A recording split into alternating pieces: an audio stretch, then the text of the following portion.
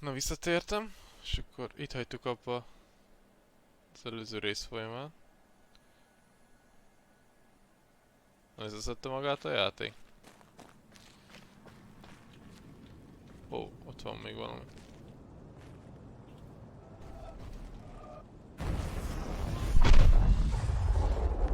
Jó. Akkor innen folytatjuk, csak még meg akarok nézni egy dolgot. Ami... nem erre van még föntebb. Hol lehet ott? Arra.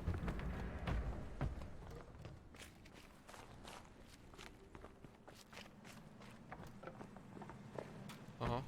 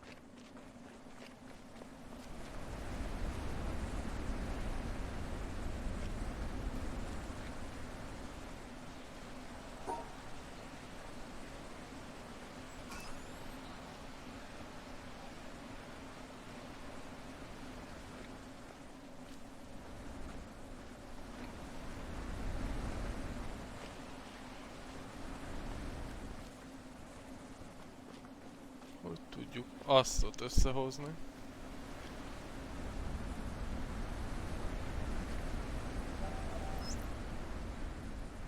The most beautiful experience we can have is the mysterious.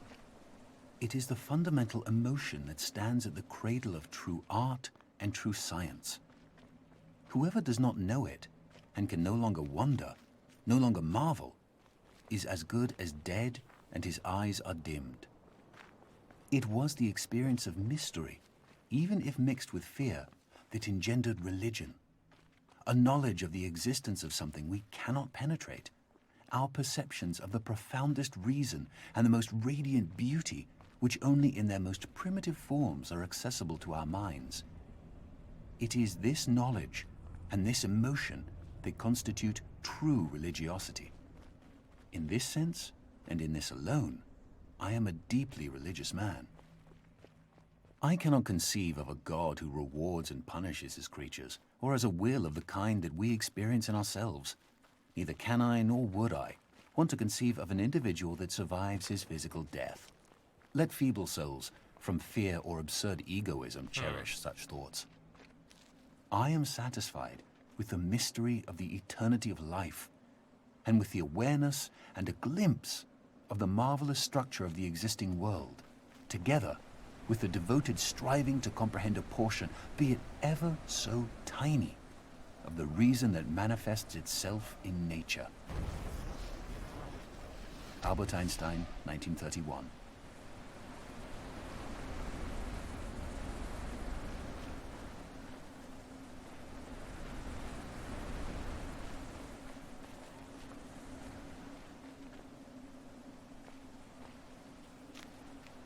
Hát nem tudom.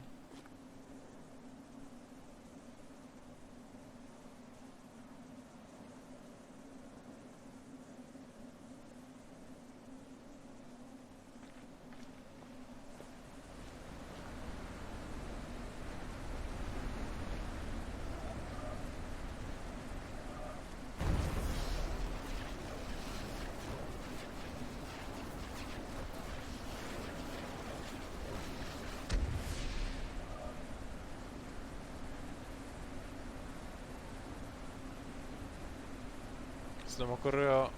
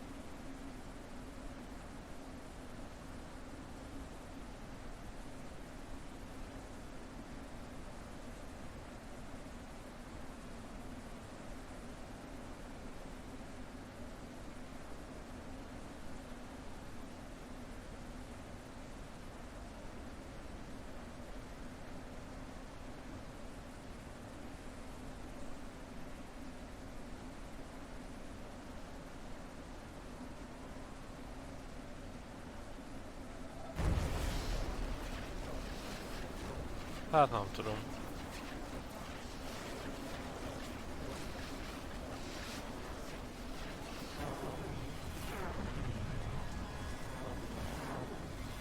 Mozognak ezek a felhők.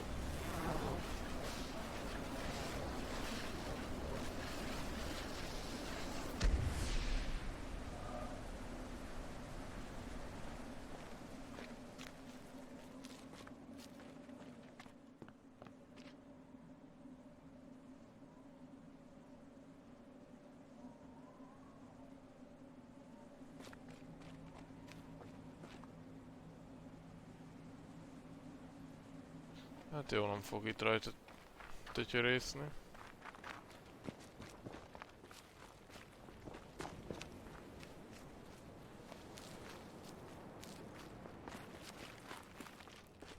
Akkor visszamegyek a barlangba. Ezt az ajtót megnézzük.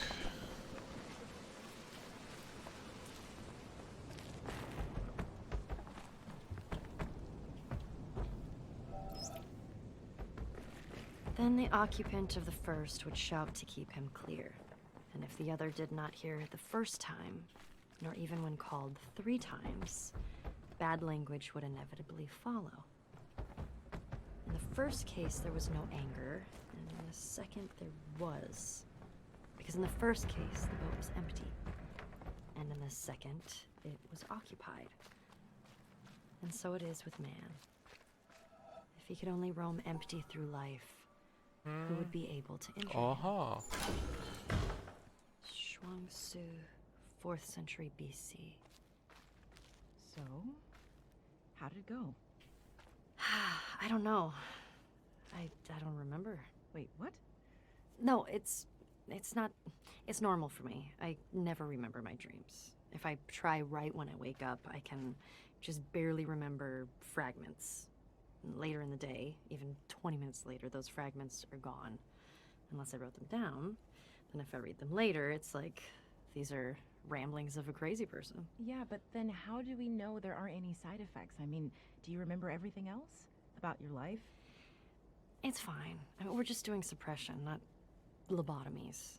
I mean, everything is still there. In dreams, we often take on personalities that are a little different. We forget details of our waking life and remember fictions in their place. How does that happen? Well, we're just using the same pathways. That's fine. But really, how should I know if something's missing? If you forget a few random little things, how would you remember that you forgot? Nothing big is missing. I don't think. Wait, who are you again? Oh, God. Why did we let you go first? First hasn't happened yet. I was just dipping my toes into the pool. Real first happens when someone dives right in and gets to decide for themselves when to come out. Who's that gonna be? You? Ugh. I long for the days when we weren't sure we'd be doing anything this scary. It'll be fine. It's not scary. It'll be fun. So fun you don't even remember? Okay, no. Shoo. I want to re-record this one before I go home. I have some new ideas about it. What? Because of the test? Yes. Because of the test. Possibly. I thought you didn't remember anything. Interesting. Yeah. Have a good night. I'll see you tomorrow.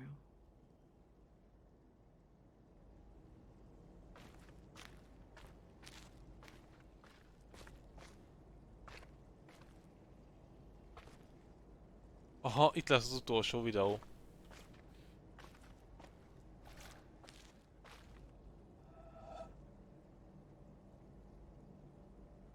What?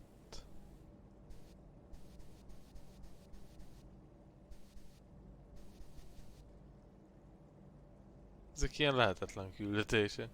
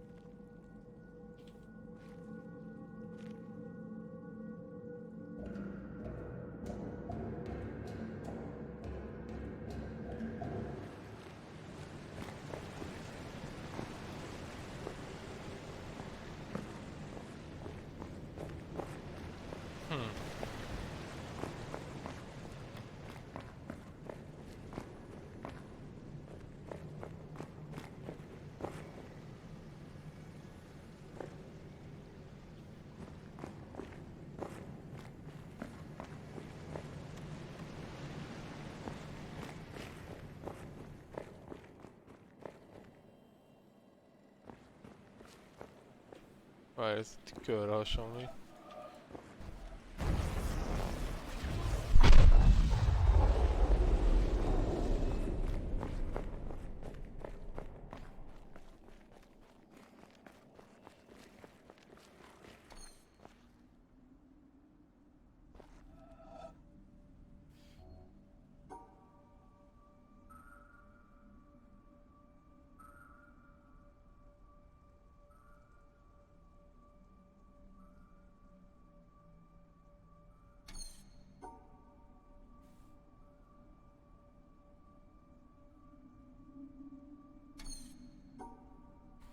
Hmm.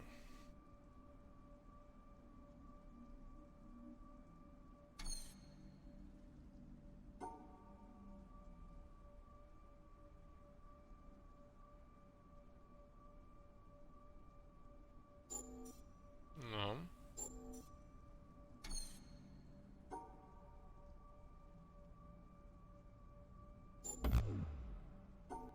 De már ott kétszer mondtam, várja.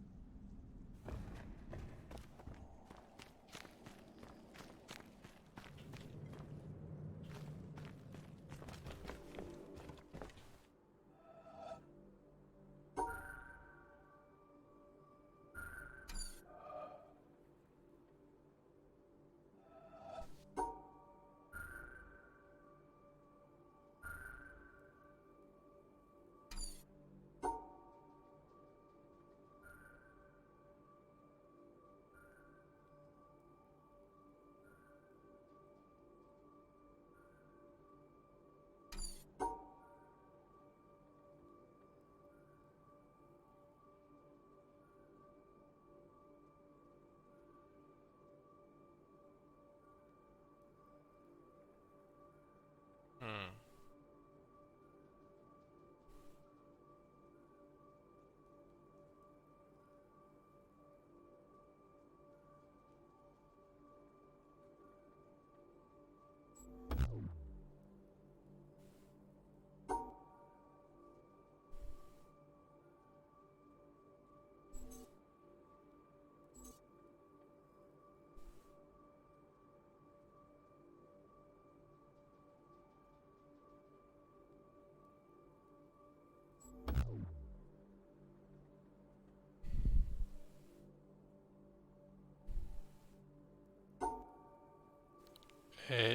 Egy.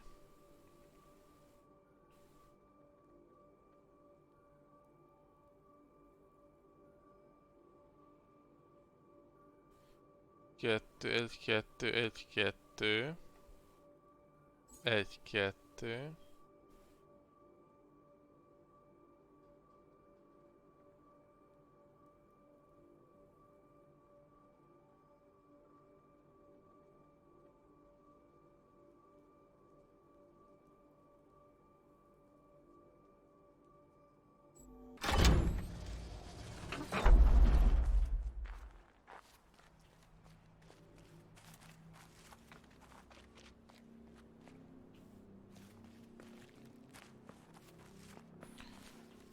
Aha, még ez hiányzik.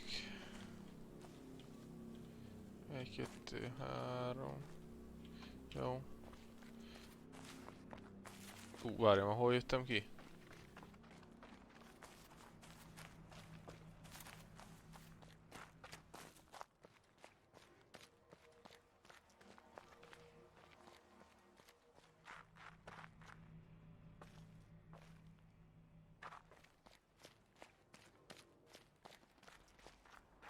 Innen, jó.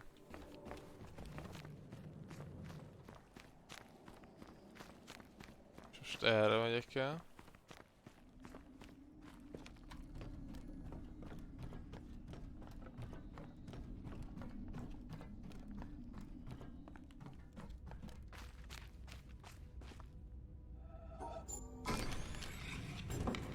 Ó, ez az utolsó rajz. Nem? Ez mi? Hm.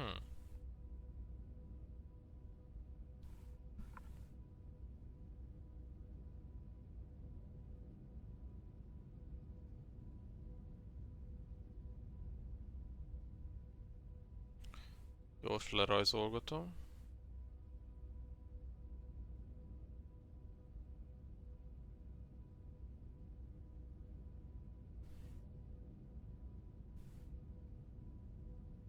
Ez nem tudom még micsoda.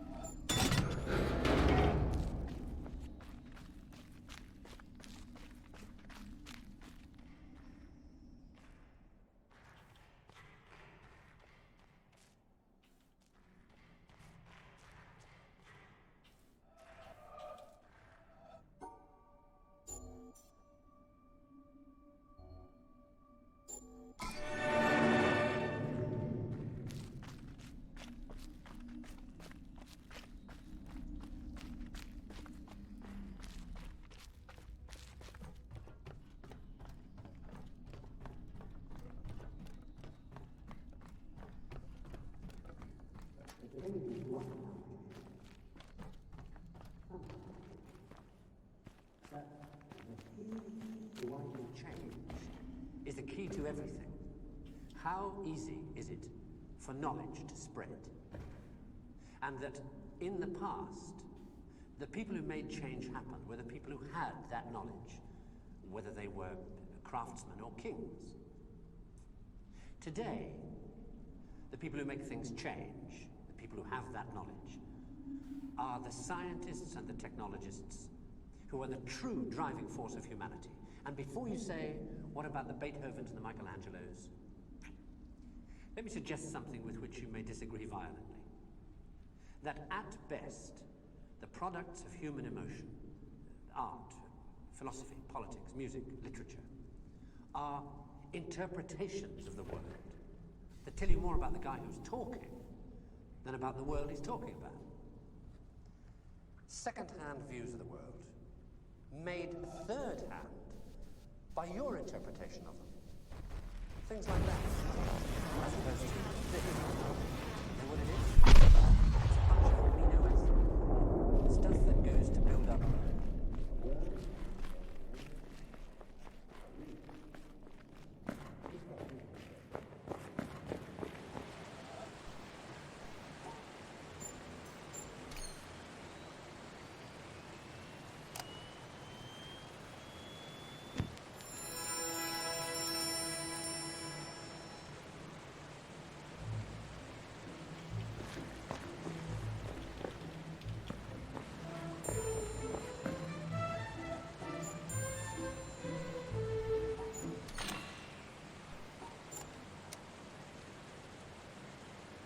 Ez valami időre megy?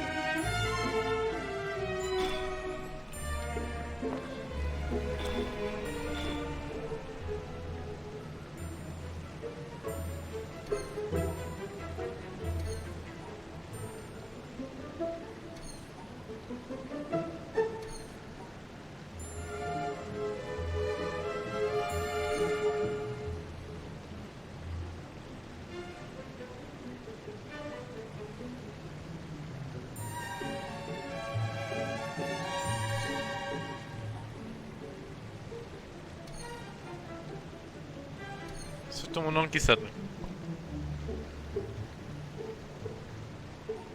Ezt innen ki kell szedni, az biztos, meg ezt is.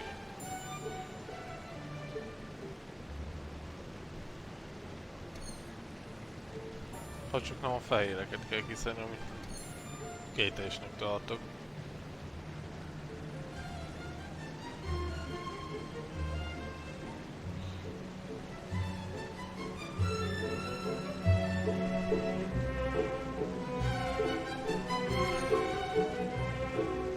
Hát itt befúgjuk, mert nem tudom azt, hogy kéne kiszedni.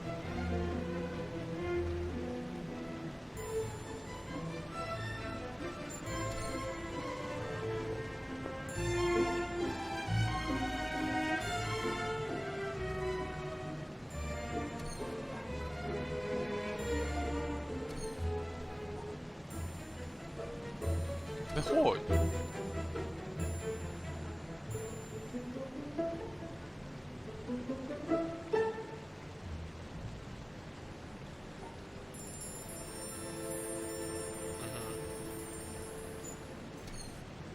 Lejáros gondolom, akkor újra kell kezdenem majd az egész.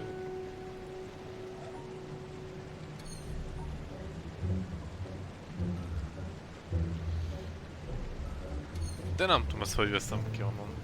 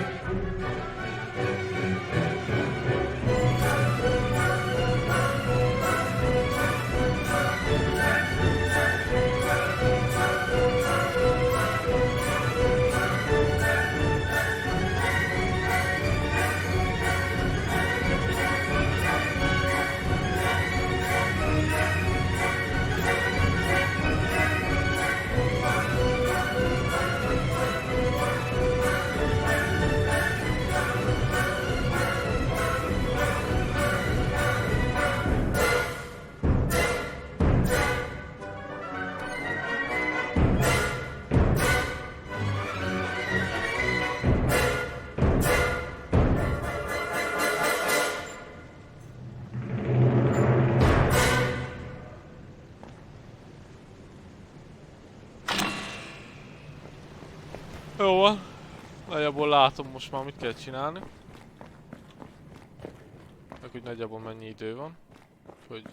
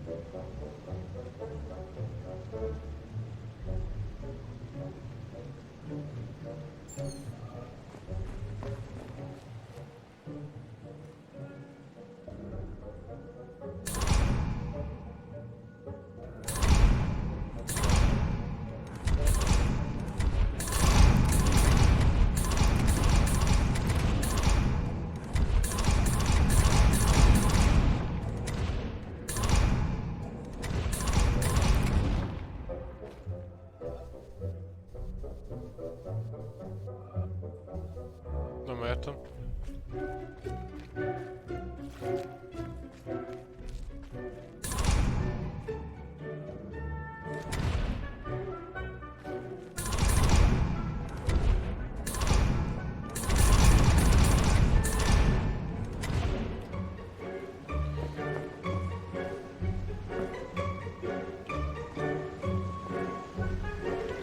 Ah,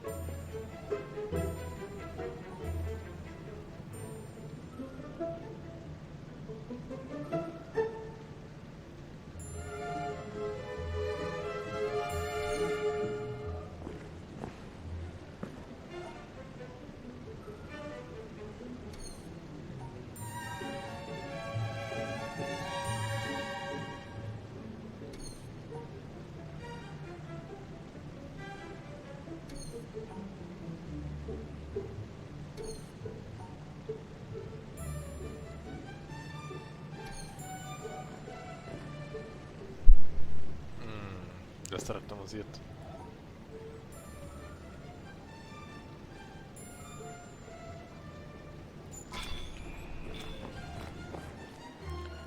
várjatok akkor.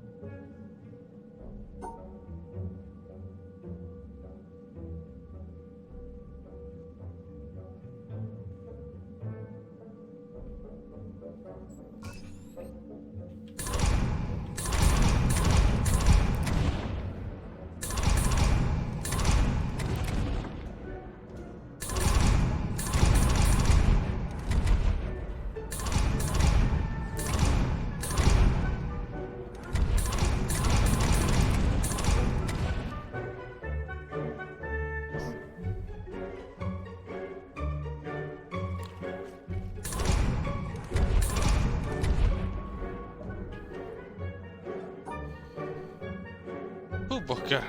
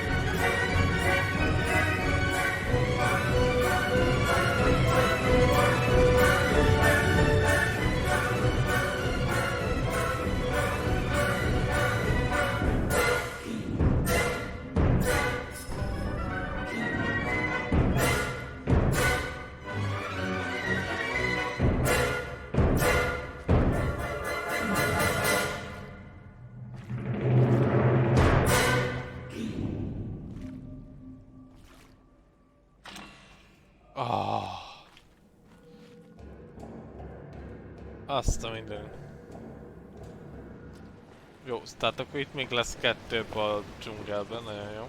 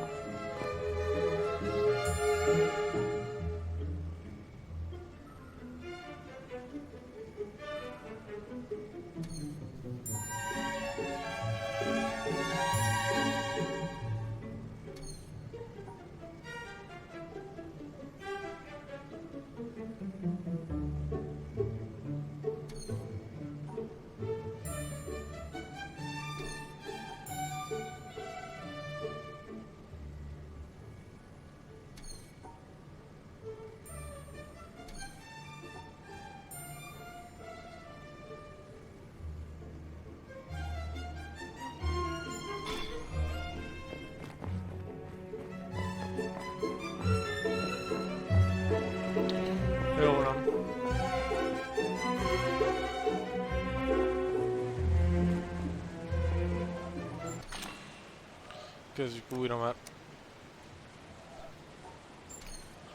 nincs idő arra, hogy elfecséreljünk itt ilyen alapfeladatokon.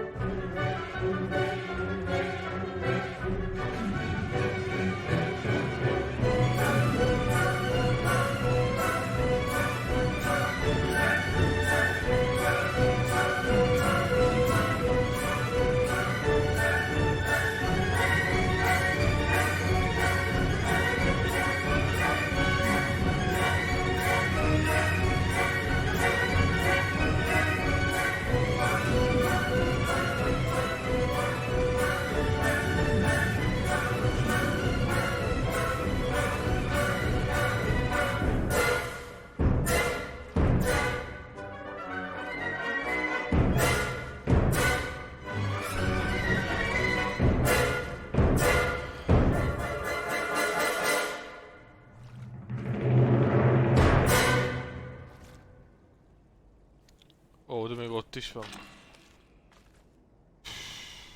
Azt a minden.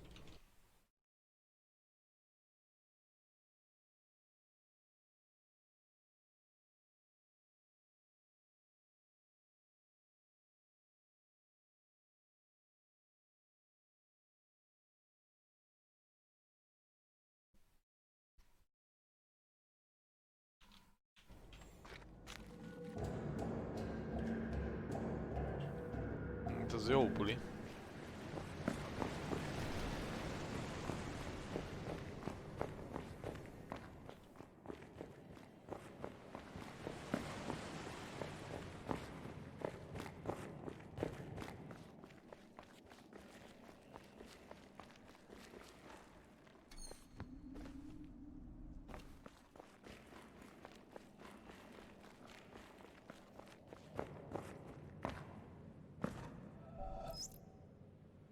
I cannot understand why we idle discussing religion.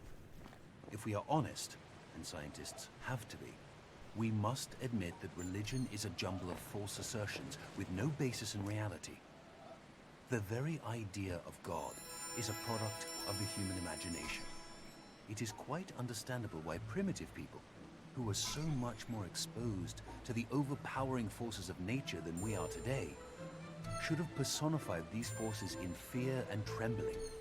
But nowadays, when we understand so many natural processes, we have no need for such solutions.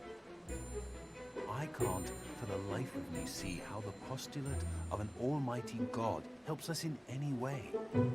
What I do see is that this assumption leads to such unproductive questions as to why God allows so much misery and injustice, the exploitation of the poor by the rich, and all the other horrors he might have prevented. If religion is still being taught, it is by no means because its ideas still convince us, but simply because some of us want to keep the lower classes quiet. Quiet people are much easier to govern than clamorous and dissatisfied ones. They are also much easier to exploit. Religion is a kind of opium that allows a nation to lull itself into wishful dreams and so forget the injustices that are being perpetrated against the people.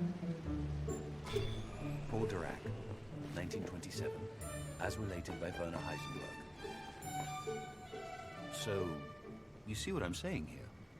Yep, this one doesn't fit either.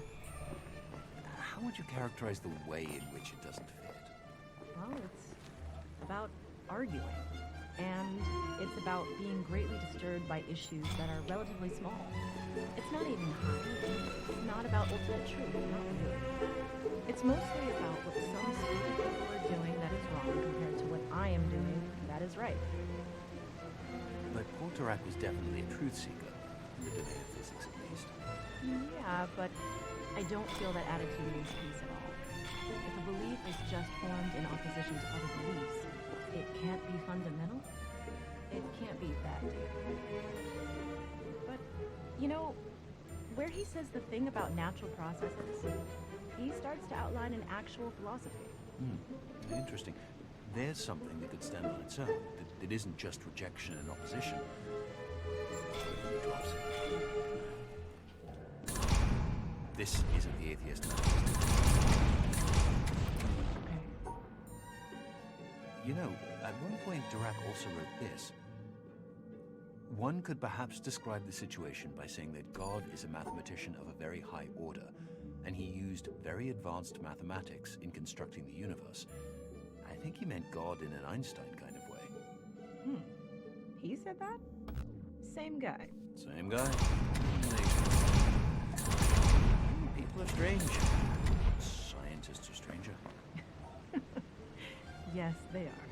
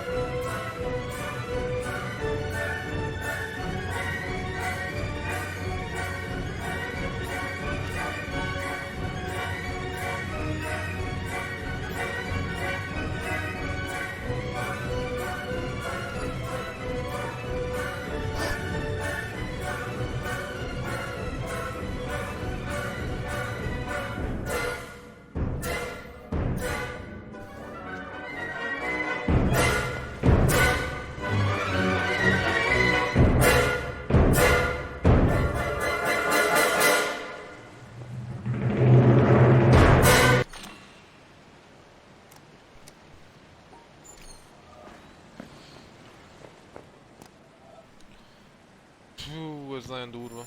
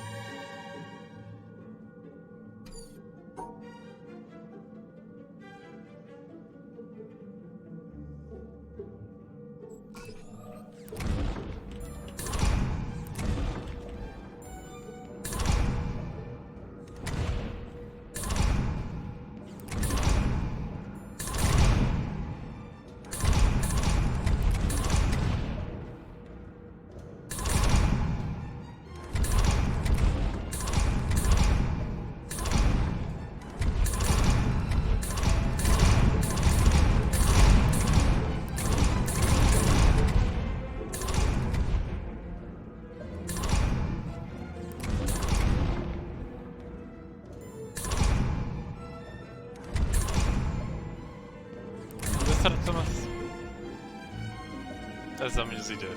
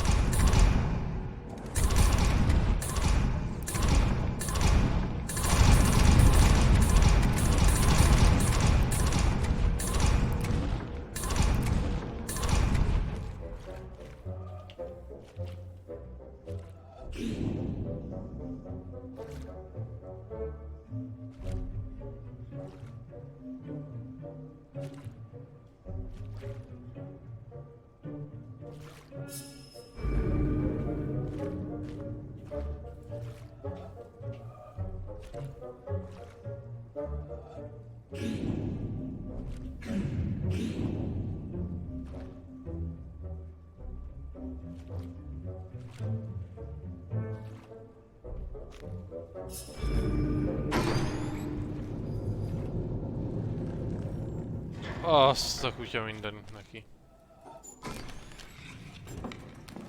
És akkor ez az utolsó.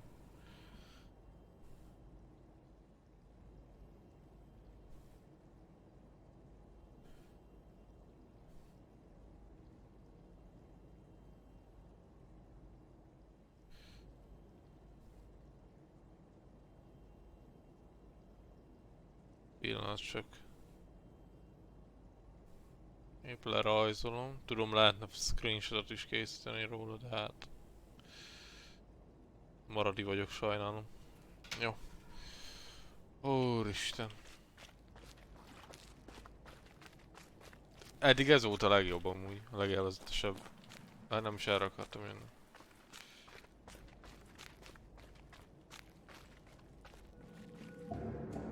Ezt a részt nem tetszett, hogy így véletlenszerűen van az oszlopokba eldugva egy...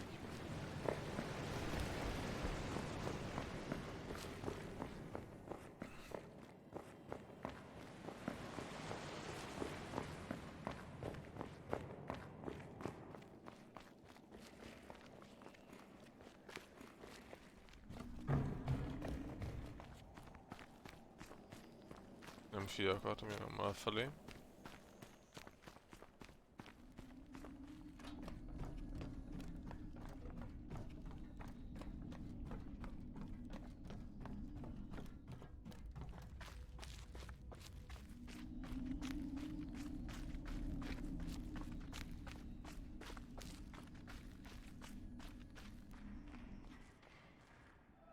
Na és akkor az utolsó.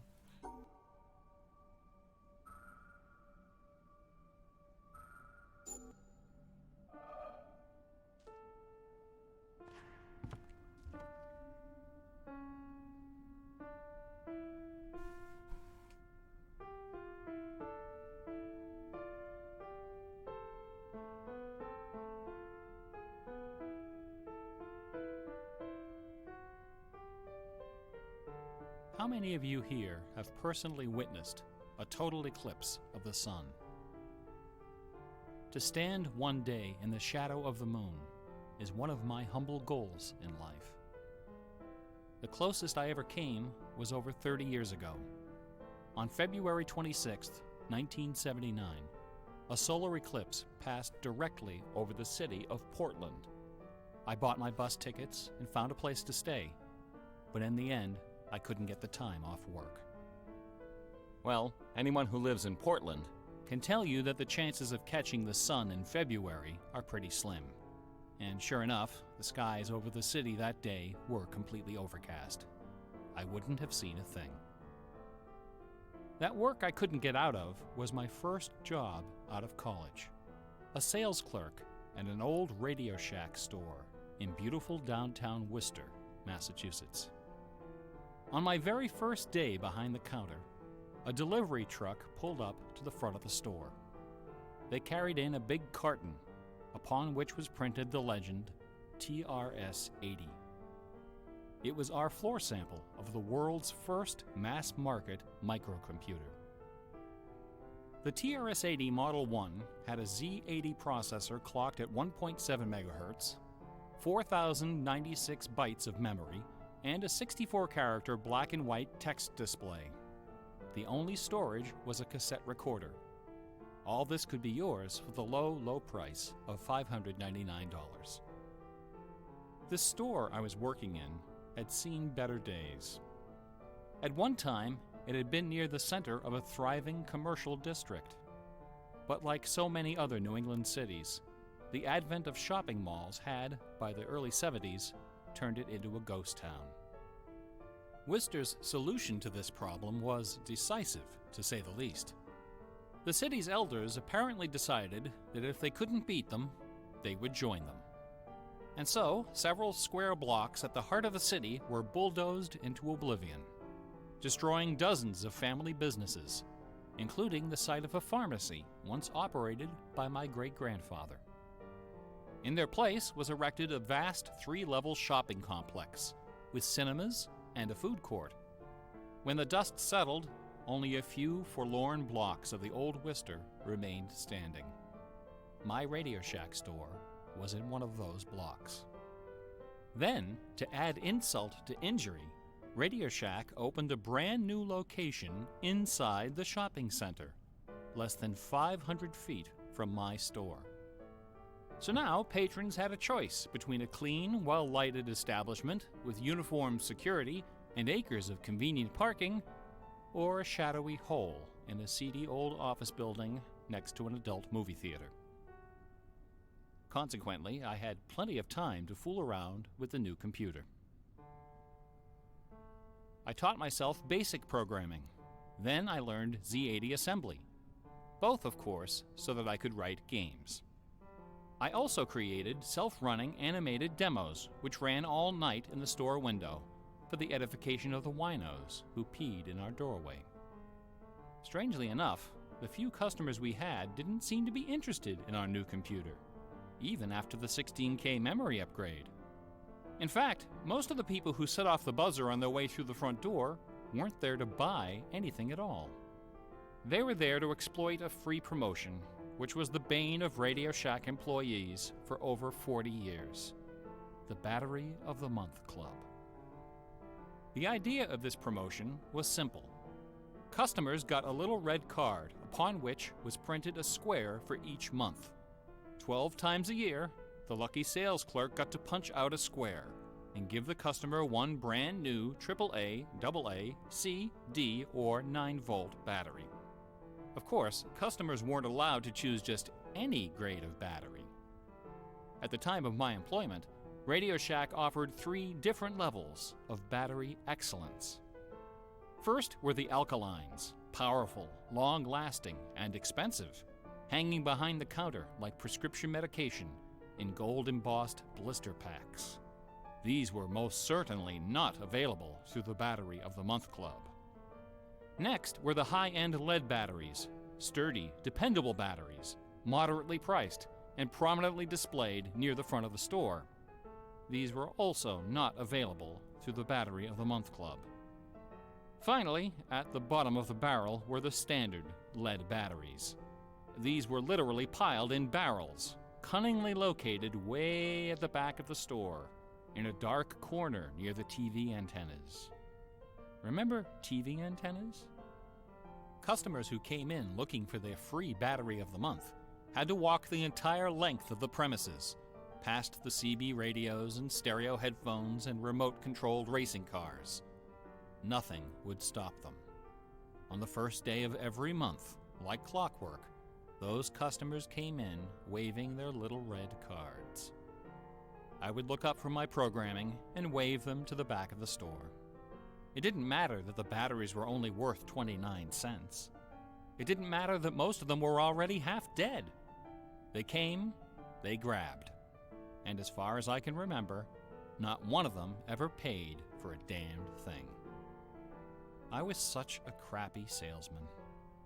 I was young and foolish. I thought my education in game design was happening at the keyboard. I almost missed the lesson coming through the front door. Fortunately, I wasn't the only person fooling around with games on micros. All over the country, people like me were experimenting.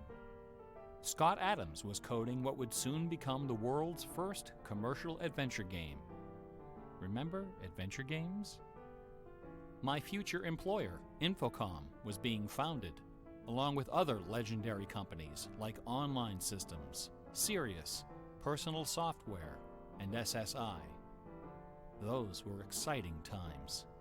Teenagers were making fortunes. Games were cheap and easy to build. The slate was clean. But in 1979, the biggest news in gaming had nothing to do with computers. On the morning of the autumn equinox, September 20th, a new children's picture book appeared in the stores of Great Britain. This picture book was rather peculiar. It consisted of 15 meticulously detailed color paintings, illustrating a slight, whimsical tale about a rabbit delivering a jewel to the moon. On the back jacket of the book was a color photograph of a real jewel, shaped like a running rabbit, 5 inches long, fashioned of 18-karat gold, suspended with ornaments and bells, together with a sun and moon of blue quartz. According to the blurb underneath, this very jewel had been buried somewhere in England. Clues pointing to its location were concealed in the text and in the pictures of the book. The treasure would belong to whoever found it first. The book was called Masquerade. It was created by an eccentric little man with divergent eyes and a talent for mischief named Kit Williams. Within days, the first printing was sold out, and the empire that never sleeps found itself in the grip of rabbit fever. Excited readers attacked the paintings with rulers, compasses, and protractors. Magazine articles and TV specials dissected the clues, floated theories, and followed with keen delight the reckless exploits of the fanatics. One obscure park, unfortunately known by the nickname Rabbit Hill, was so riddled with holes excavated by misguided treasure seekers that the authorities had to erect signs assuring the public that no gold rabbits were to be found there. Some hunters ended up seeking psychological counseling for their obsession. The craze leapt over the Atlantic Ocean and invaded America, France, Italy, and Germany. It sold over 1 million copies in a few months, a record unrivaled by any children's title until the advent of Harry Potter. Over 150,000 copies were sold in foreign translations, including 80,000 copies in Japanese, despite the fact that the puzzle was only solvable in English. It didn't matter that the Masquerade jewel was only worth a few $1,000s. Many seekers spent far more than that in their months of exploration and travel. It was the thrill of the chase, the possibility of being the one. Treasure hunts, secret messages, and hidden things seem to exert an irresistible appeal. They're fun to look for and to talk about, and this fact of human psychology has been exploited in computer games since the earliest days. It finds expression in the hidden surprises we call Easter eggs. Atari's Stephen Wright is credited with coining this term in the first issue of Electronic Games magazine.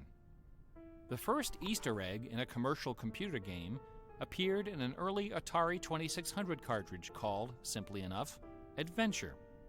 By a sequence of unlikely movements and obscure manipulations, players could discover a secret room where the words "created by Warren Robinette" appeared in flashing letters. Over the decades, Easter eggs and their evil twin, cheat codes, have become an industry within an industry. Entire magazines and websites are now devoted to their carefully orchestrated discovery and dissemination. They're part of our toolkit, our basic vocabulary, the language of computer game design. Computer gamers may have been the first to refer to hidden surprises as Easter eggs, but we certainly weren't the first to use them. Painters, composers, and artists of every discipline have been hiding stuff in their works for centuries. The recent advent of VCRs and Laserdisc players with freeze-frame capability exposed decades of secret Disney erotica. Thomas Kincaid, the self-appointed painter of light, amuses himself by hiding the letter N in his works. A number beside his signature indicates how many N's are hidden in each painting. Picasso, Dali, Raphael, Poussin, and dozens of other painters concealed all kinds of stuff in their paintings. A favorite trick was hiding portraits of themselves, their families, friends, and fellow artists in crowd scenes.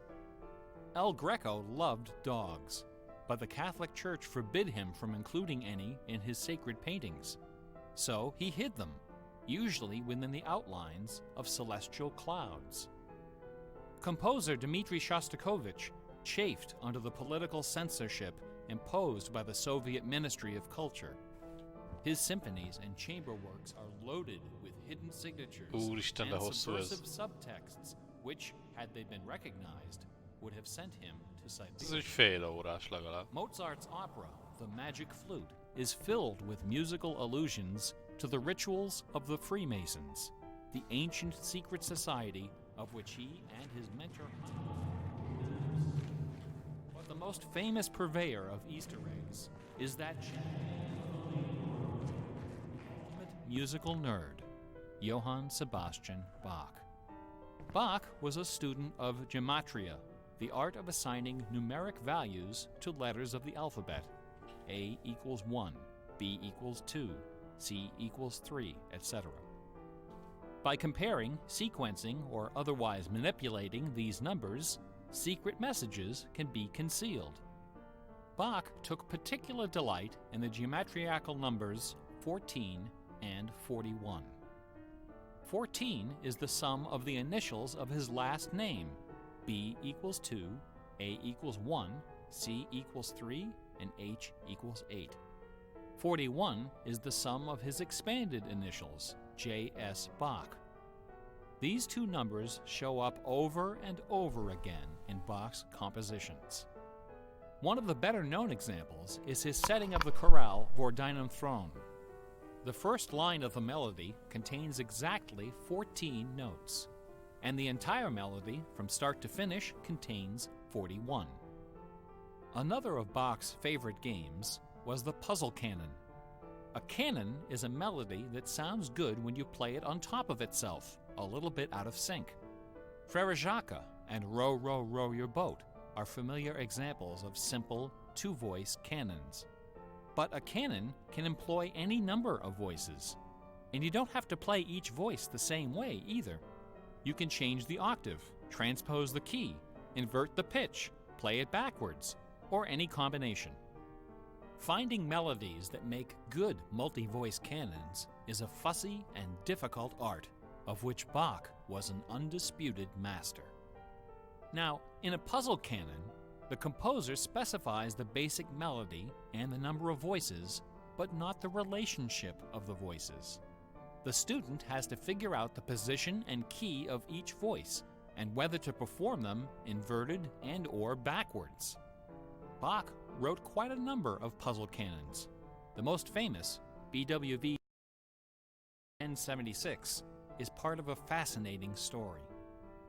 One of Bach's students was a fellow by the name of Lorenz Misler, founder of the Society of Musical Science. This elite, invitation-only institution devoted itself to the study of Pythagorean philosophy and the union of music and mathematics. Its distinguished membership reads like a who's who of German composers, including Handel, Telemann, and eventually Mozart.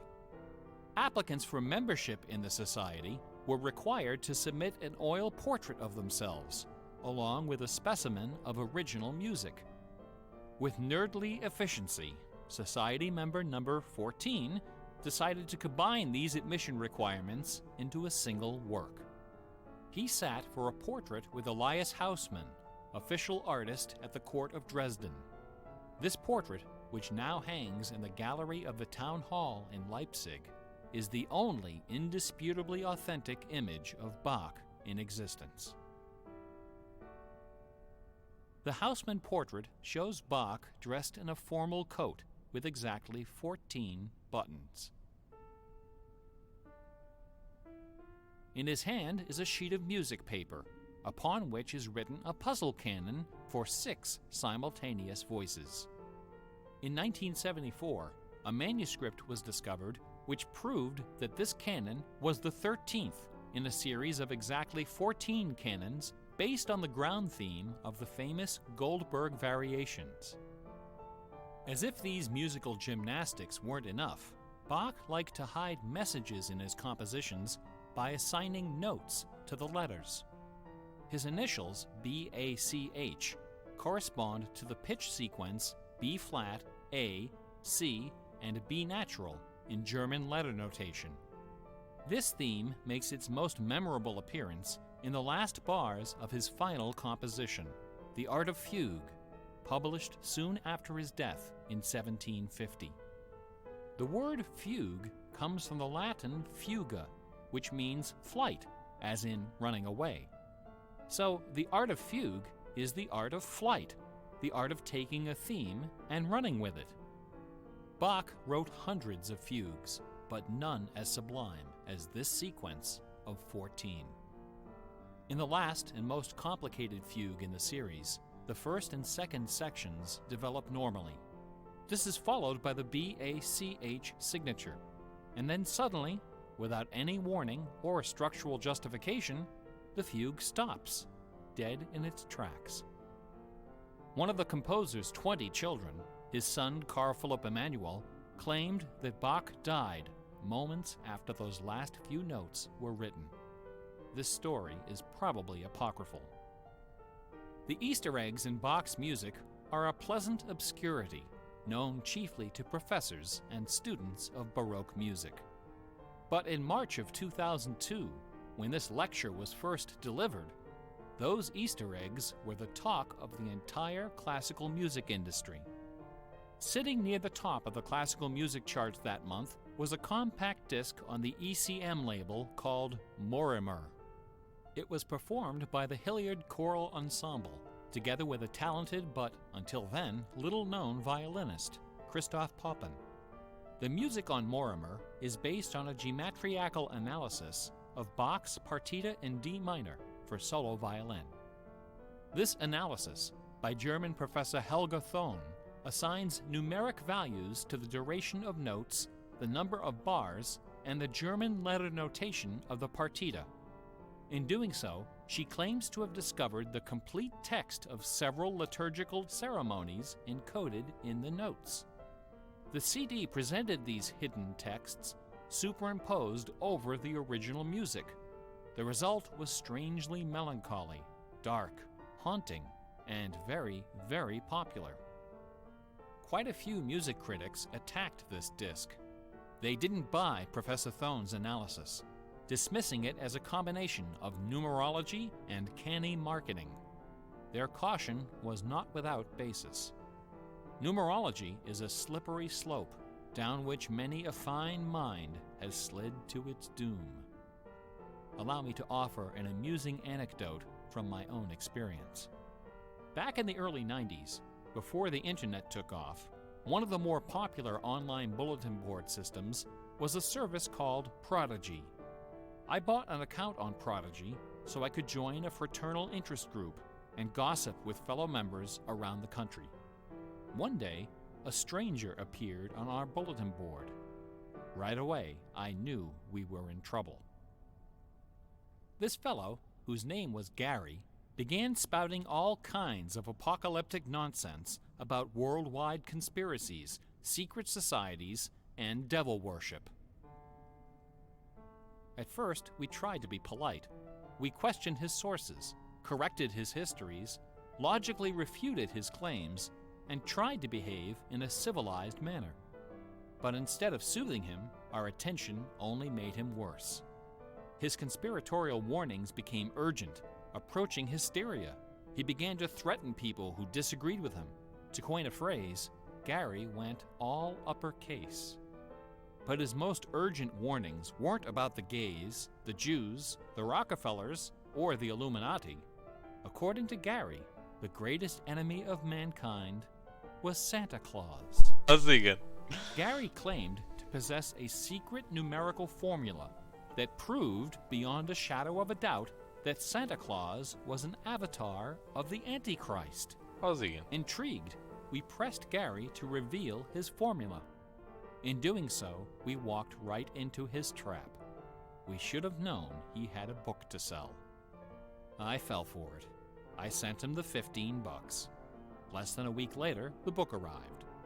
Above an ominous photograph of the Washington Monument was emblazoned the title, 666, The Final Warning.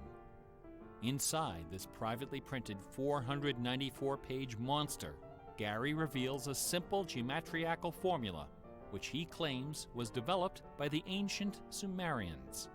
This formula assigns successive products of 6 to each letter of the alphabet. A equals 6, B equals 12, C equals 18, etc. Imagine my dismay when I applied this ancient formula to the name Santa Claus and obtained the blasphemous sum of 666, the biblical number of the beast. I went on Prodigy and reported to the stunned members of our interest group that Gary was right after all. There could be no doubt that according to the unimpeachable wisdom of ancient Samaria, Santa Claus was the Antichrist. I then went on to point out several other names which, when submitted to Gary's formula, also produced the sum 666. Names like St. James, New York, and New Mexico. Soon the bulletin board was filled with discoveries like computer, Boston tea, and most sinister of all, sing karaoke. Gary left us alone after that. I got my $15 worth. But Gary is hardly the first person to connect secret codes to the Bible. People have been looking for Easter eggs in the Bible for hundreds of years. The Hebrew mystical tradition of Kabbalah can be described as a geometrical meditation on the Pentateuch, the first 5 books of the Old Testament. The advent of computers has made the application of numerology to the Bible fast and efficient. The latest spate of Bible searching was instigated by a book published in 1998 by Michael Drosnin, a former Wall Street Journal reporter. His book, The Bible Code, applied a skip cipher in which every nth character in a text is combined to form a message. By applying his skip cipher to the Hebrew text of the Old Testament, Drosnin claimed to have discovered predictions of World War II, the Holocaust, Hiroshima, the assassination of Yitzhak Rabin and both Kennedys, the moon landing, Watergate, the Oklahoma City bombing, the election of Bill Clinton, the death of Princess Di, and the comet that collided with Jupiter.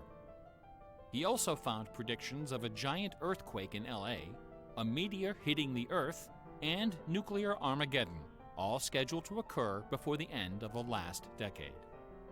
The Bible Code spent many weeks on the bestseller lists, spawning several sequels and dozens of imitators. The Bible has certainly attracted its share of crackpots, but for the real hardcore egg hunters, nothing can rival the ingenuity, the tenacious scholarship, the stubborn zeal of those who seek the answer to the ultimate literary puzzle, a poisonous conundrum that has squandered fortunes, destroyed careers, and driven healthy, intelligent scholars to the brink of madness and beyond. Who wrote Shakespeare? The essays and books devoted to the Shakespeare authorship problem are sufficient to fill a large library. Several such libraries actually exist. Not even a day-long tutorial, much less an hour lecture, can begin to do justice to this complex, bizarre, and dangerously tantalizing story. Nevertheless, for the unacquainted, I will attempt to summarize the issue in a few paragraphs. The undisputed facts of Shakespeare's life and career could be scribbled on the back of a cocktail napkin. We know for a fact that a man named William Shakespeare was born in 1564 in or around the village of Stratford-upon-Avon. We know that he had a wife and at least 3 children. We know he bought property in Stratford, was involved in several lawsuits with his neighbors, and died there in 1616, aged 52. We also know that during those same years, a man with a last name similar to Shakespeare worked as an actor on the London stage, eventually becoming co-owner of some of the theaters there. We also know that about the same time, a number of most excellent poems and plays were published in London under the name Shakespeare.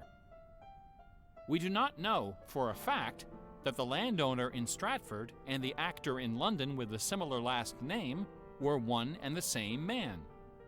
We do not know for a fact that either man had anything to do with the poems and the plays. All we know is that those poems and plays have, in the 400 years since their composition, come to be regarded as a pinnacle of Western culture. The works attributed to Shakespeare appear to have been written by a man or woman who knew something about just about everything. They're filled with references to mythology and classic literature, games and sports, war and weapons of war, ships and sailing, the law and legal terminology, court etiquette, statesmanship, horticulture, music, astronomy, medicine, falconry, and, of course, theater. Therein lies the problem. How could a farmer's son of uncertain schooling, from a mostly illiterate country village, a man of practically no account at all, wield such encyclopedic learning, with so much eloquence and wit, so much wisdom and human understanding? For the first 150 years, nobody questioned the traditional history of the bard. Then, in the late 18th century, Reverend James Wilmot, a distinguished scholar who lived just a few miles north of Stratford, decided to write a biography of the famous playwright. Dr. Wilmot believed that a man as well educated as Shakespeare must have owned a fairly extensive library, despite the fact that not a single book or manuscript is mentioned in his will. Over the years, he speculated, some of those books must have found their way into local collections. And so, the good Reverend Doctor scoured the British countryside, taking inventory of literally every bookshelf within 50 miles of Stratford. Not a single book from the library of William Shakespeare was discovered. Neither were there found any letters to, from, or about Shakespeare. Furthermore, no references to the folklore, local sayings, or distinctive dialect of the Stratford area could be found in any of Shakespeare's writings. After 4 years of painstaking research, Dr. Wilmot concluded, to his own dismay, that only one person contemporary with Shakespeare of Stratford had ever demonstrated the wide-ranging education and expressive talent needed to compose those poems and plays. That man was the multilingual author, philosopher, and statesman, inventor of the scientific method, chancellor to the courts of Queen Elizabeth and King James, Sir Francis Bacon. Dr. Wilmot never dared to publish his theory, but before he died, he confided it to a friend, James Cowell, who, in 1805, repeated it to a meeting of the Ipswich Philosophical Society. The members of the society were suitably outraged, and the scandalous matter was quickly forgotten. Then, in 1857, a lady from Stratford, Connecticut, published a book called The Philosophy of the Plays of Shakespeare Unfolded. In this book, Miss Delia Bacon, no relation to Francis, claimed that the works of Shakespeare were written by a secret cabal of British nobility, including Sir Walter Raleigh and Sir Philip Sidney, as well as Sir Francis Bacon. Delia Bacon's book electrified the world of letters. Battle lines were drawn between the orthodox Stratfordians and the heretical Baconians. Literary societies and scholarly journals were formed to debate the evidence. Hundreds of pamphlets, newspaper articles, and essays were published defending each side and ridiculing the opposition with that self-aggrandizing viciousness peculiar to tenured academics. Armed with her explosive book, Delia Bacon journeyed to Stratford-upon-Avon and, unbelievably, obtained official permission to open Shakespeare's grave. However, when the moment came to actually lift the stone, Delia's self-doubt precipitated a catastrophic nervous breakdown. She later died penniless in a madhouse. Around 1888, things began to get a bit out of hand. U.S. Congressman Ignatius Donnelly of Minnesota became interested in the Shakespeare controversy. One day, browsing through his facsimile copy of the First Folio of 1623, he noted that the word bacon appeared on page 53 of the Histories and also on page 53 of the Comedies. He also noted that Sir Francis Bacon had written extensively on the subject of cryptography. Donnelly began counting line and page numbers, adding and subtracting letters, drawing lines over sentences, circling words, and crossing them out. The result was a complex and virtually incomprehensible algorithm, which he claimed was invented by Bacon to hide secret messages inside the First Folio. The greatest Easter egg hunt in the history of Western civilization had begun. Here are just a couple of the sillier highlights. A doctor named Orville Owen of Detroit constructed a bizarre research tool he called the Wheel of Fortune. This wheel consisted of two giant wooden spools wrapped with a strip of canvas 2 feet wide and 1,000 feet long. Onto this canvas, he glued the separate pages of the complete works of Bacon, Shakespeare, Marlowe, Greene, Peele, and Spenser, together with Burton's Anatomy of Melancholy. By cranking the spools back and forth, Dr. Owen could quickly zip across the pages in search of clues and cross-references. Employing a large team of secretaries and stenographers, Owen claimed to have uncovered a complete alternative history of Elizabethan England, as well as several entirely new Shakespeare plays and sonnets. Listen to this hidden verse, supposedly penned by the mighty bard himself, which inspired Dr. Owen to build his Wheel of Fortune. Take your knife and cut all our books asunder, and set the leaves on a great firm wheel, which rolls and rolls, and turning the fickle rolling wheel, throw your eyes upon Fortune, that goddess blind, that stands upon a spherical stone, that turning and inconstant rolls in restless variation. After publishing 5 thick volumes of this rubbish, Owen announced the discovery of an anagram, indicating that Bacon's original manuscripts were buried near Chepstow Castle on the River Wye. Owen spent the next 15 years and thousands of dollars excavating the bed of the river with boat crews and high explosives. He died before anything was found. A fellow named Arnsberg wrote an entire book based on the analysis of the significance of a suspicious crack in the tomb of Bacon's mother. A Ray of Sanity finally appeared in 1957. To those familiar with the science of cryptology, the name William Friedman needs little introduction. During World War II, Colonel Friedman was the head of the U.S. Army's Cryptoanalytic Bureau. He is credited with cracking the Japanese Empire's most sensitive cipher. After the war, the colonel decided to apply his expertise to the study of the Shakespeare ciphers. He interviewed several of the experts in the field and prepared a detailed scientific analysis, which he published under the title The Shakespeare Ciphers Examined. His conclusion? In a word, bunk. According to the standards of cryptologic science, not one of the hidden messages purportedly discovered in Shakespeare's works was plausible.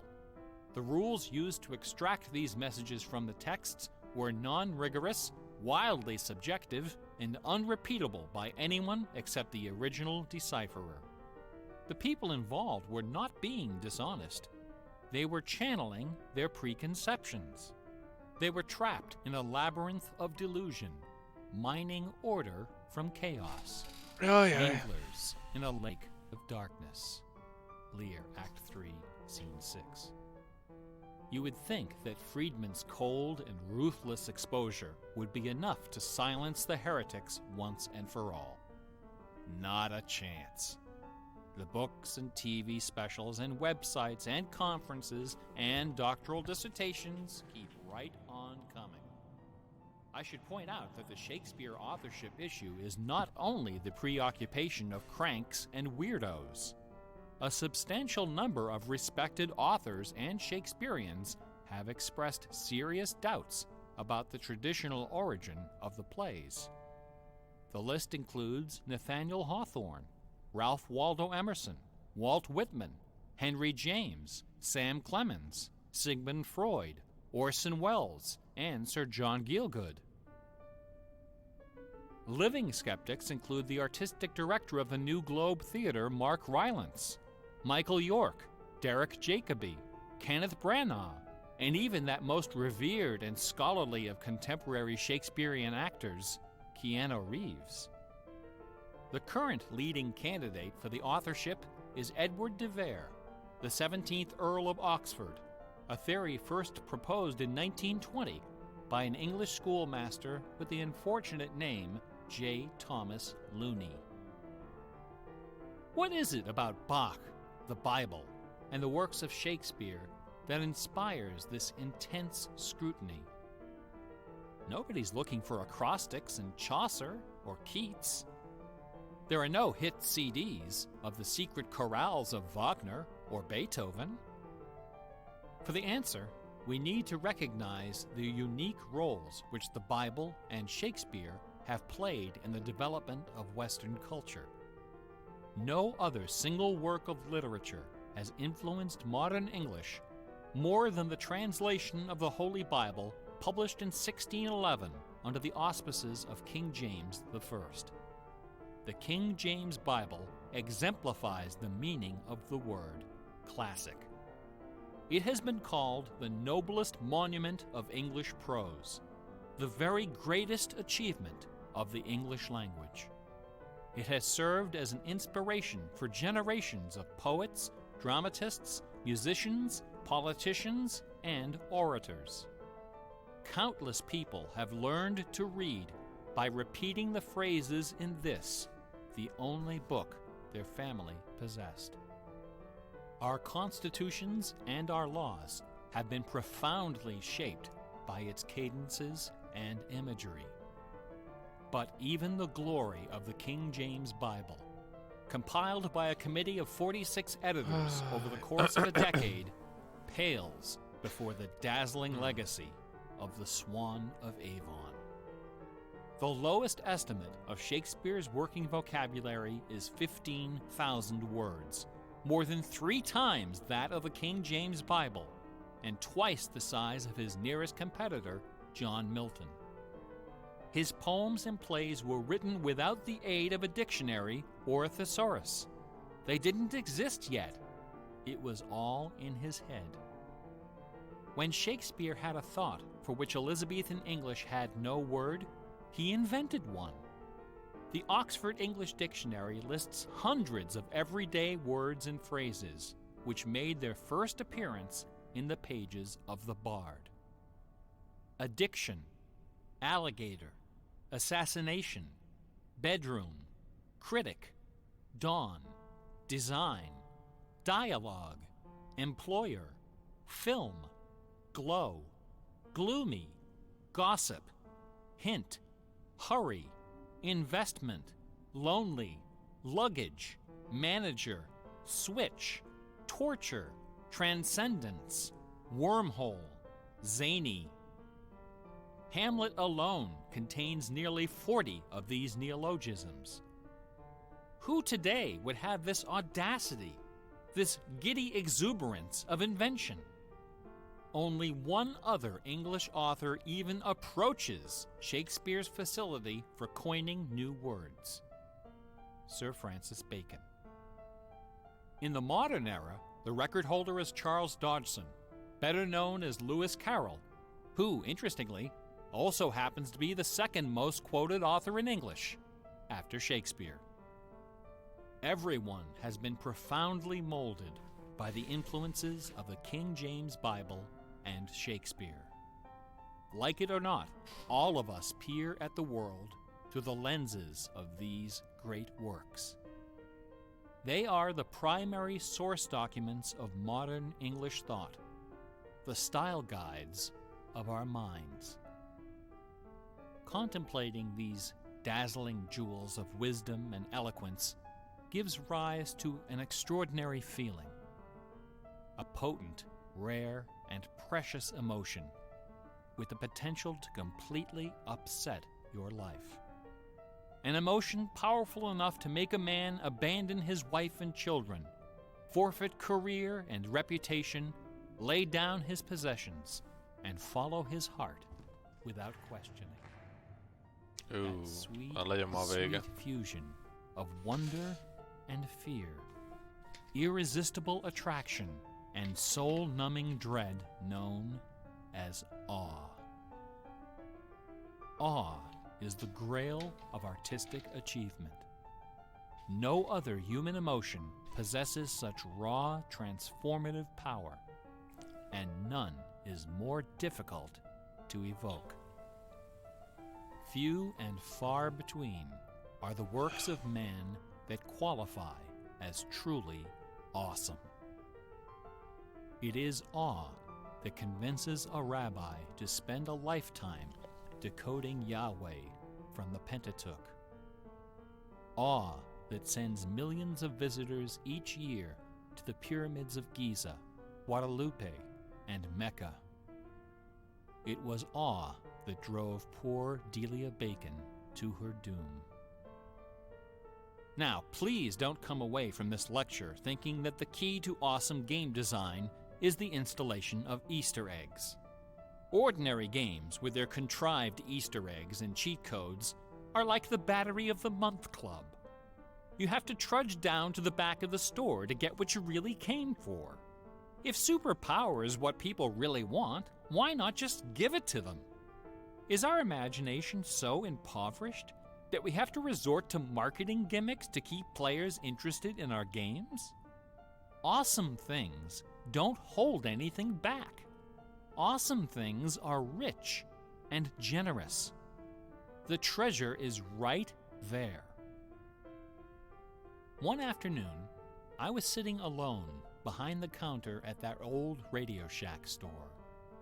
My boss had stepped out for some reason. An elderly woman walked through the front door. Like most of our customers, she was shabbily dressed, probably on a fixed income. I assumed she was there for her free battery, but instead, she placed a portable radio on the counter. This little radio came from the days when they boasted about the number of transistors inside on the case. It was completely wrapped in dirty white medical tape. The woman looked at me and asked, "Can you fix this?" Slowly, I unwrapped the medical tape, peeling away the layers until the back cover of the radio fell off, accompanied by a cloud of red dust. The interior of the radio was half eaten away by battery leakage and corrosion. I looked at the radio. I looked at the old woman. I looked back at the radio. I reached behind me where the expensive alkaline batteries were hanging like prescription medication, and removed a gleaming 9-volt cell from its gold blister pack. Then I pulled a brand new transistor radio from a box, installed the alkaline, and helped the lady find her favorite station. No money changed hands. She left the store without saying a word. Awesome things are kind of like that.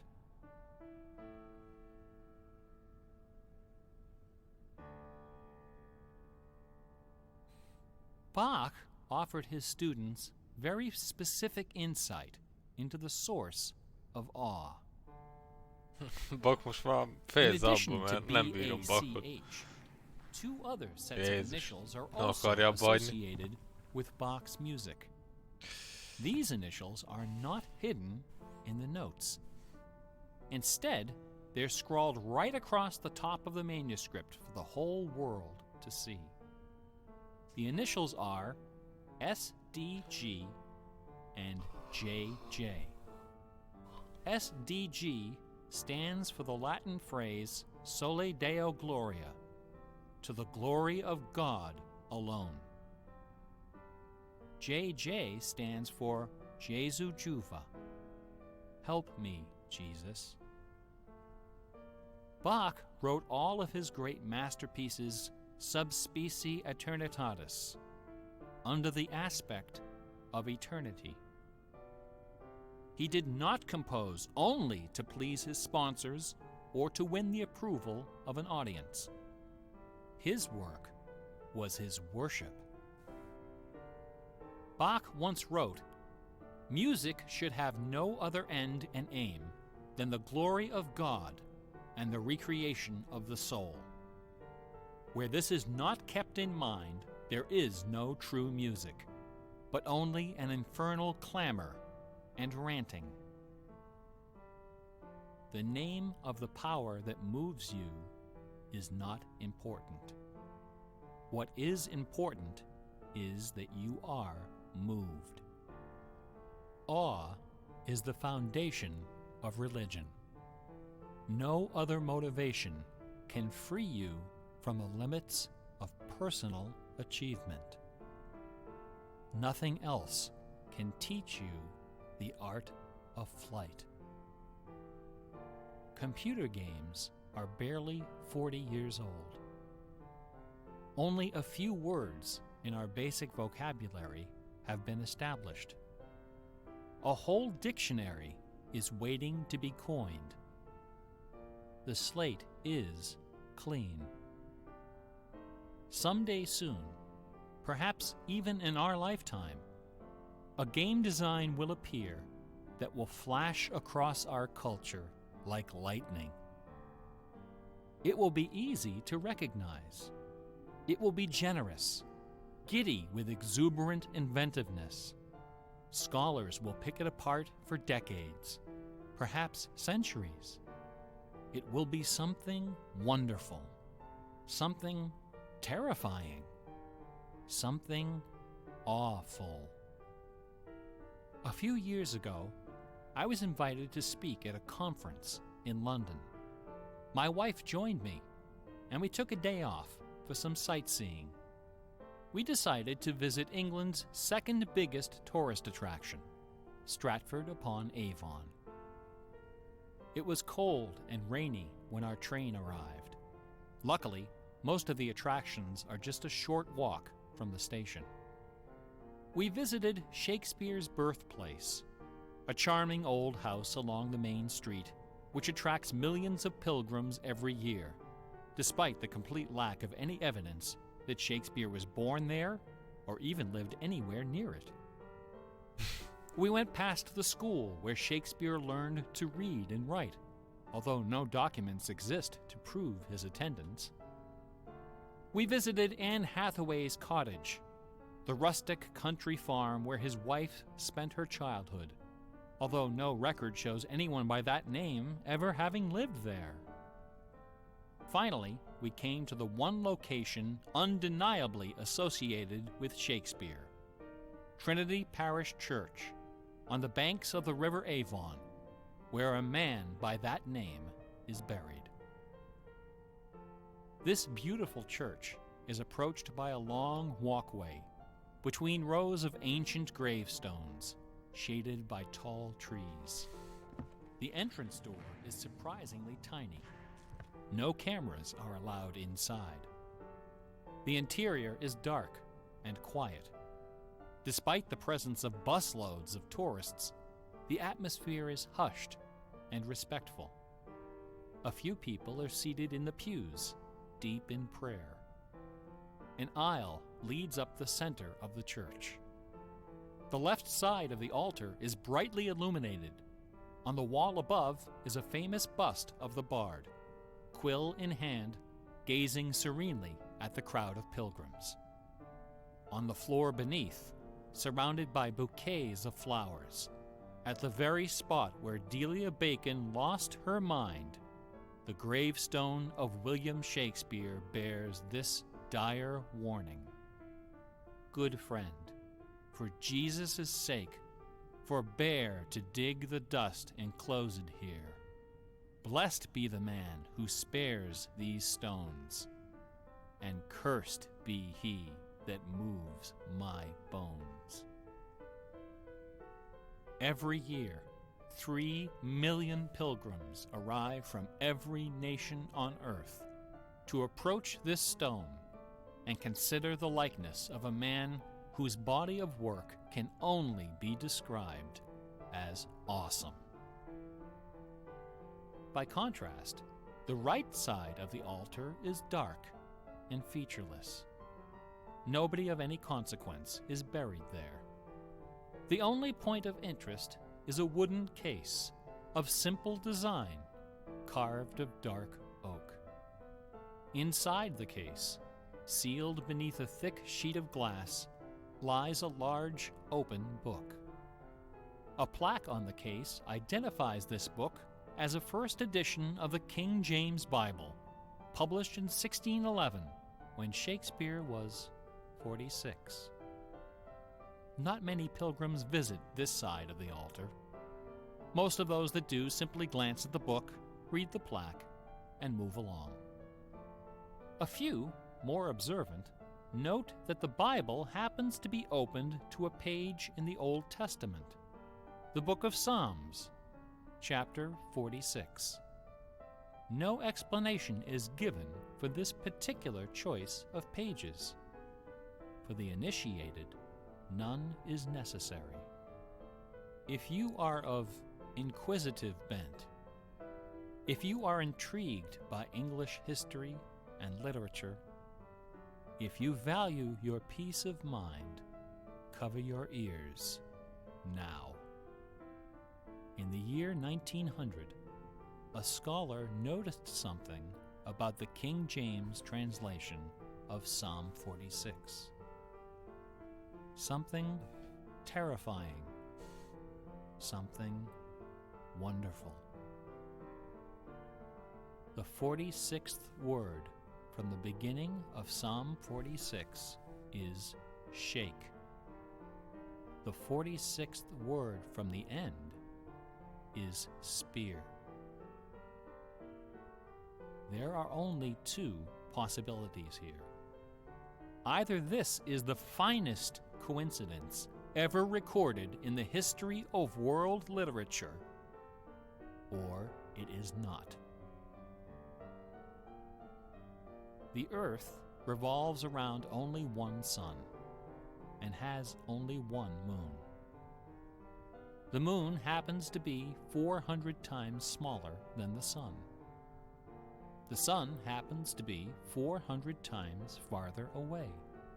And the apparent paths of the moon and sun in our sky happen to intersect exactly twice every month.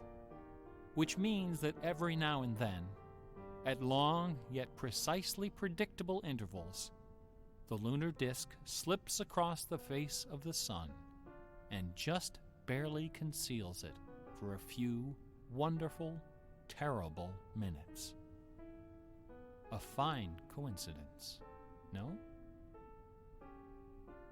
In June of 1977, a little man with divergent eyes and a talent for mischief, ascended a hilltop in the British village of Ampthill. At the summit of this hill is a tall, slender cross, a memorial to Catherine of Aragon, the first wife of Henry VIII. The sun, high in the south, cast the shadow of the cross upon the grassy hillside. At exactly 12 noon, the man removed from his pocket a bar magnet. He turned the magnet so its north pole was facing south and buried it under the shadow of the cross. 2 years later, a few hours before the publication of his first book, the man returned to that hillside, this time in the dead of night. He used a compass to locate the magnet he had buried. In that same place, he dug a hole in the ground and placed inside a ceramic container inscribed with the following words: "I am the keeper of the jewel of masquerade, which lies waiting safe inside me for you or eternity."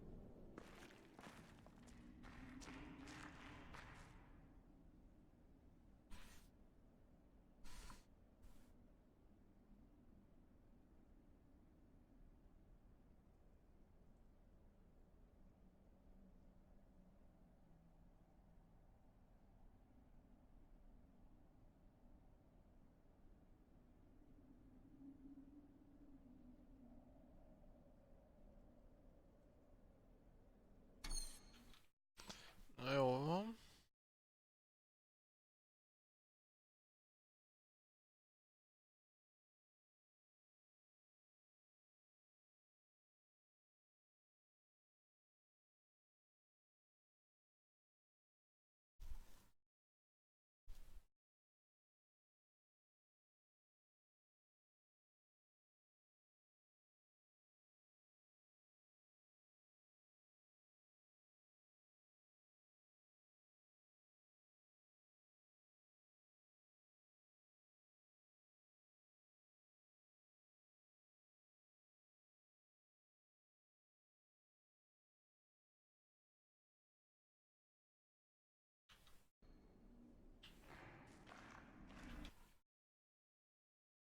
Jó.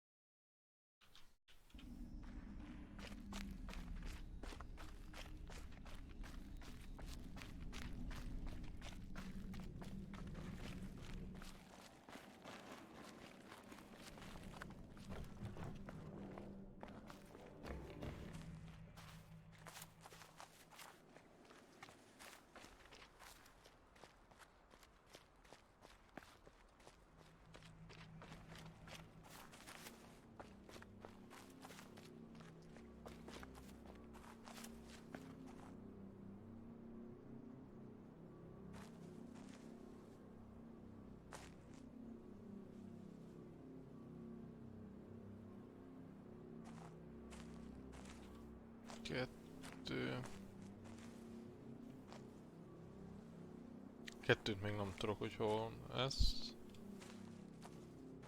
Meg ezt, ehhez meg kell nézni ezt a videót megint. Tehát azt majd streamen kívül. És akkor holnap befejezzük valószínűleg a... Hol van ez a másik kettő?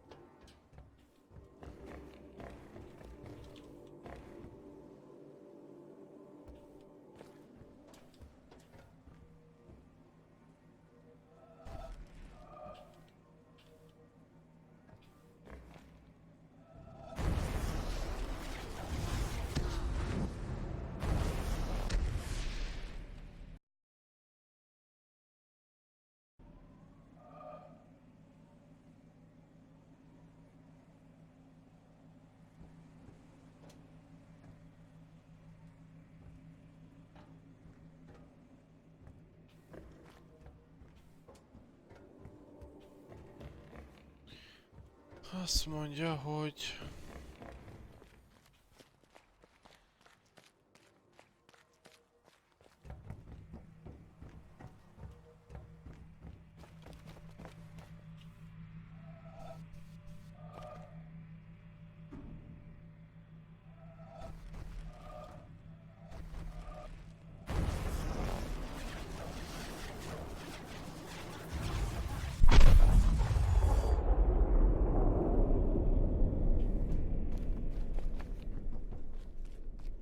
Na, nézzük, mi hiányzik még.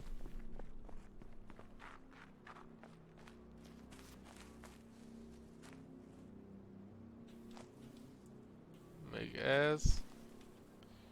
Meg ez a vonal itt. De hogy ez hol van ez a vonal?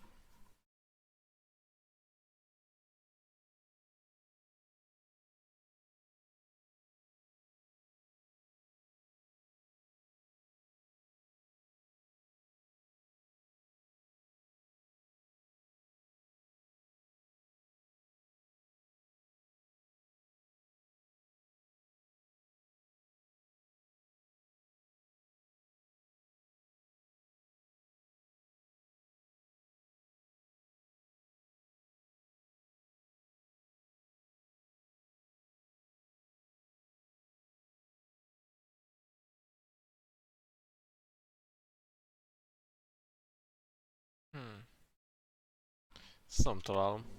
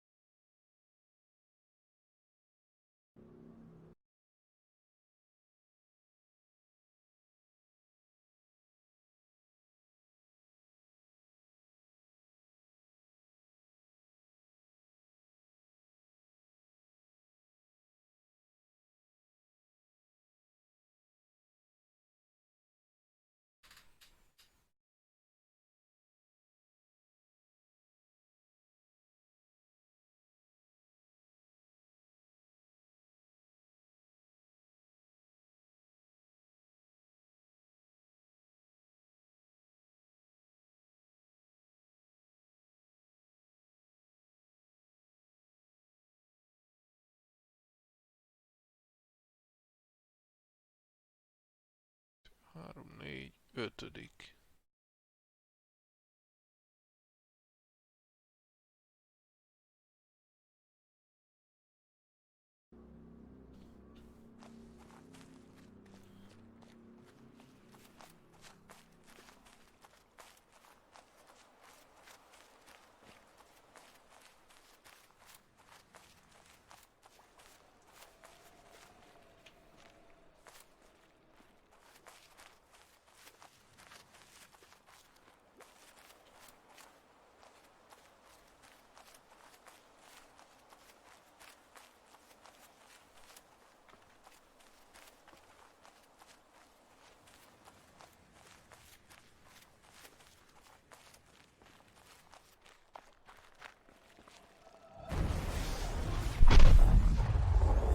De nagy hülyeség. Meg kell ugyanazt háromszor behúzni. Na mindegy.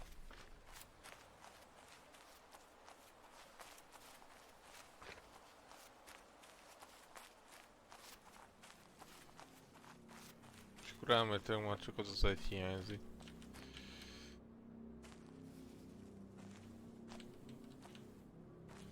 Fú, ott az bitang lesz, ez a videót kell megnézni.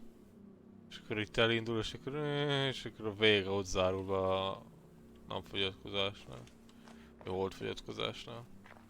Jó buli. Na mindegy, még először megnézem a másik puzzle-t. És a másik obeliszket, ami kimaradt.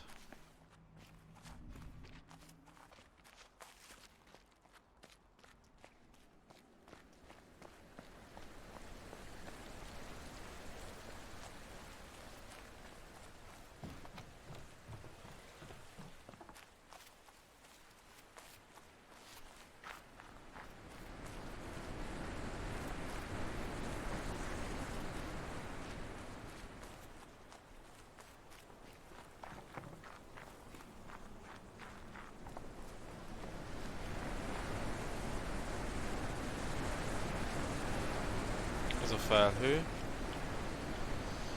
És akkor még itt van egy, azt mondja.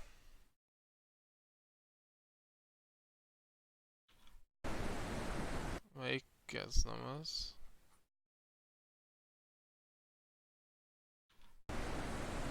Ebből van. Azt hiszem az 1, 2, 3, negyedik.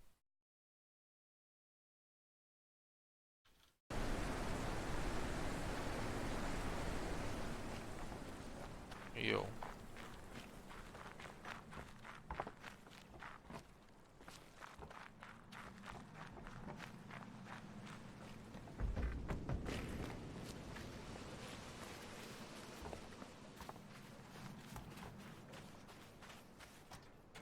Már akartam kijönni.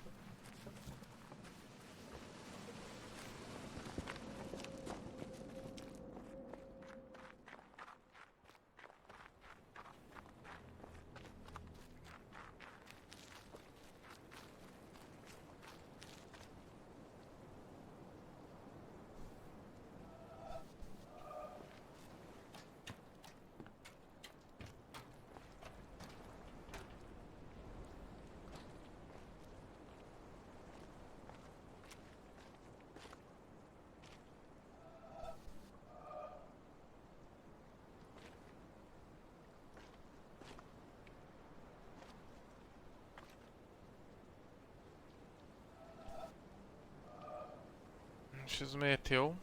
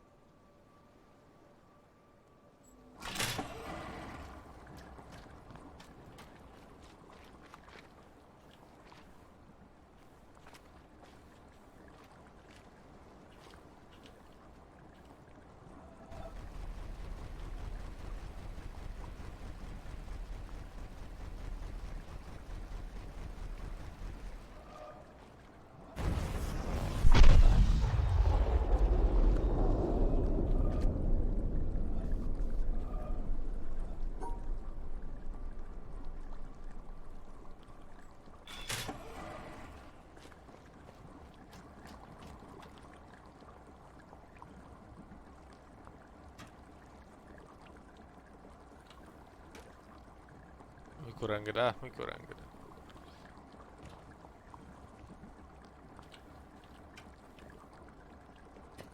Na. Már ott se vagyok. A másik, ami van még, az meg a felhő.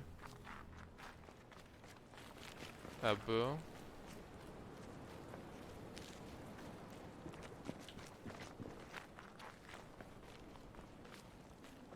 Fussunk gyorsan, most úgy látom, jól állnak a felhők.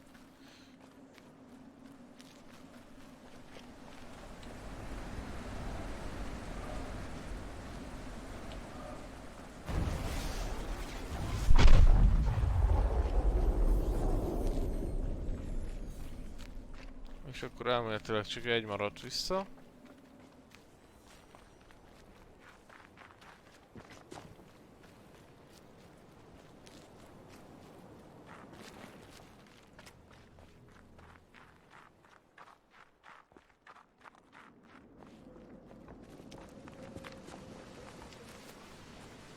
Átvágunk a világ mindenségen.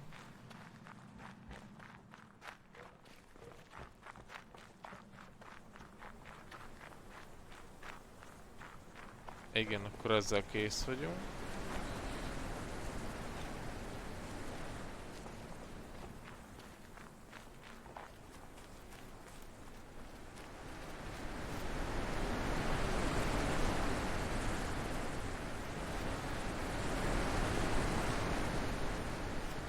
Na jó, visszamegyek a mozihoz.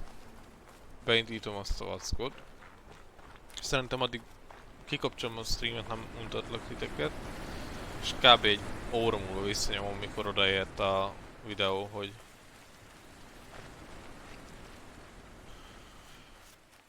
utána befejezzük még a játékot.